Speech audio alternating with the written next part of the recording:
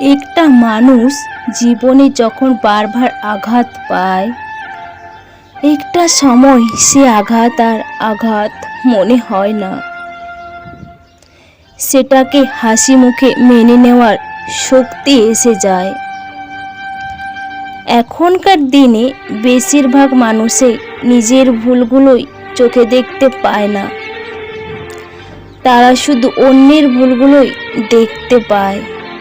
আর যদি তুমি ভুল না করেও তার কাছে নিজেকে বারবার সঠিক প্রমাণ করতে যাও, তাহলে সে তোমাকে মানসিকভাবে দুর্বল মনে করবে। সত্যি আমাদের এই সমাজে সরল মনের মানুষদের বেশি কষ্ট। মানুষ তাদেরকে আঘাত করতে ভীষণ মজা পায়।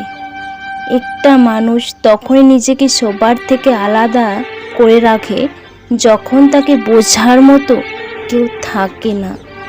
তখন সে তার একাকিত্বটা মেনে নিতে বাধ্য হয়।